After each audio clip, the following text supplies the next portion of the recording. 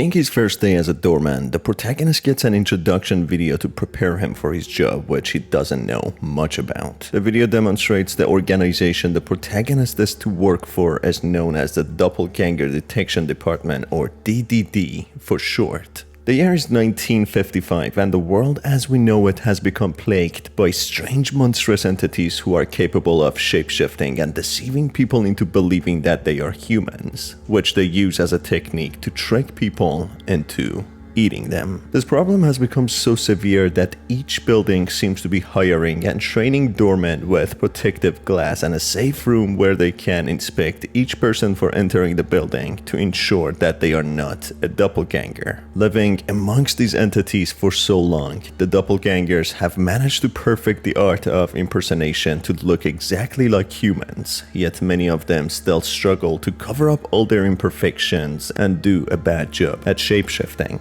The role of a doorman is of utmost necessity, as if any doppelganger manages to enter the building, they will cause havoc and kill and eat as many people as they can, including the doorman. The office of the doorman is designed with high security. However, if anyone gets inside the building, it is easily breachable without much difficulty. The doorman has to examine each person carefully through their looks. They also can examine their papers and check against the residence list. They can also call up each apartment, and in case of spotting a doppelganger, they can call Triple D to request a safe removal of the doppelganger. Finally, the introduction video congratulates the employee of the month called Henry, who is described as not a very bright and good doorman, but the only one who managed to survive, considering almost everyone lost their lives. So this could explain Henry possibly made many mistakes and mistook many residents with doppelgangers, requesting their removal. As we see later on, the extraction of each doppelganger is performed by professionals wearing hazmat suits, which would mean exposures to doppelgangers, even if not eaten or harmed, could be dangerous. Therefore, whoever Henry the doorman mistook as doppelgangers could have potentially lost their lives, as they would be exposed to contaminated suits and rooms.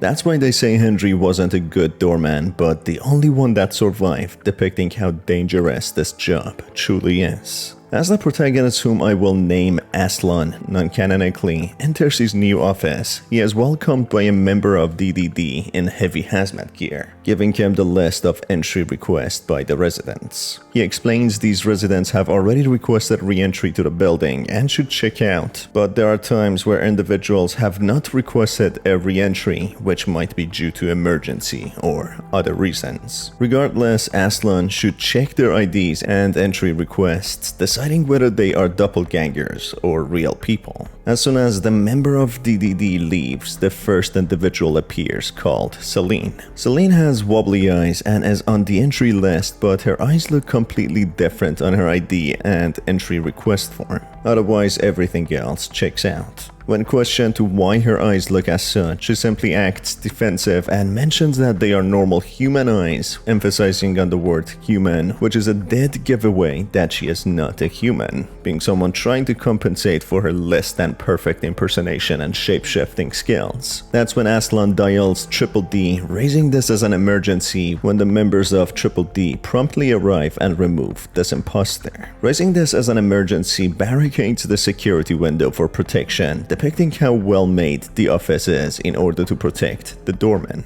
However, as the doppelgangers are very good at shapeshifting, all but one doorman could ever survive their shift. Examining many individuals throughout the day, Ason suddenly comes across a resident who happens to not be on the entry list despite everything else checking out. As Ason questions this individual about this, the horrifying shapeshifter breaks character, revealing her true scary nature. In anger and defeat, knowing she's moments before being disposed of, saying how Triple D will never be able to fully get rid of them, in an eerie manner, explaining it is too late for humanity. Shivering and in fear, Ason raises this as an emergency and dials for Triple D when they quickly arrive and clear the scene as if this encounter never happened. Ason, still shaking to himself, trying to recollect himself, can't get the idea out of his head what a close encounter he just had and how important his cross-examination is, as one little error could lead to the death of everyone within the building,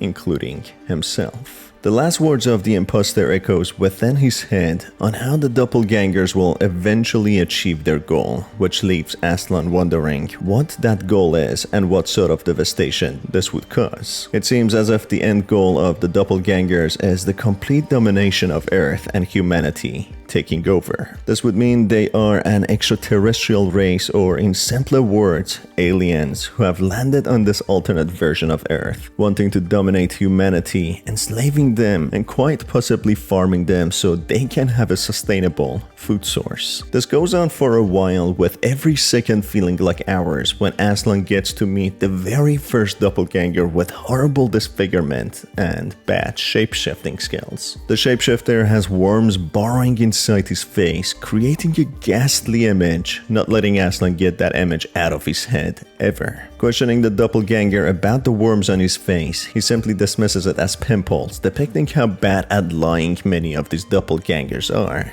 After examining several neighbors and individuals, the day suddenly comes to an end, leaving Aslan relieved and happy. That's when Triple D provides Aslan with an end-of-shift report, revealing that he did really good and that he managed to actually survive, stopping all the doppelgangers from going in. But his judgment was less than perfect, as he accidentally mistook a neighbor with a doppelganger, which had ended with the tenant dying.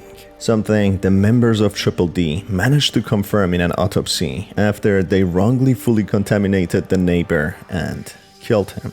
This understandably leaves Aslan traumatized, feeling immense guilt, yet realizing the importance of his job, willing to be better, and never letting one single soul lose their life ever again. That being whether letting doppelgangers in by mistake or sending actual humans to Triple D, ending up with their lives taken. Throughout his day, Aslan will meet many strange and scary looking doppelgangers who all have stranger excuses for their deformities and oddities, which are not reasonable. For example, when questioning why some monsters have extra eyes, they would simply answer it's normal to have extra eyes or it is to see better. Some other would say that they have a different haircut or that they feel unwell or sick while having monstrous deformities. In this horrifying alternate world, doppelgangers seem to be a real problem and are proving to be slowly taking over, as it seems Triple D is desperate to find any doorman to examine the individuals appearing at the doors of each building. That is why they hired someone with barely any prior training or experience, only providing him with an introduction video, which in a way depicts that they have a shortage of training staff at Doorman, with almost all dying. So it seems to be a losing battle, which is only delaying the inevitable. The doppelgangers are very capable and easily can consume humans, which requires barricaded and reinforced door to stop them. So the question is, how do people go on their normal routine lives, working and shopping and traveling without encountering these monsters, or at least overcoming them and surviving them? This is it for the video, folks. If you enjoyed it, make sure to stay tuned for more by hitting on the subscribe button and the notification bell. As always, it's been your host Star, and I will see you on the next one. Have a fantastic day.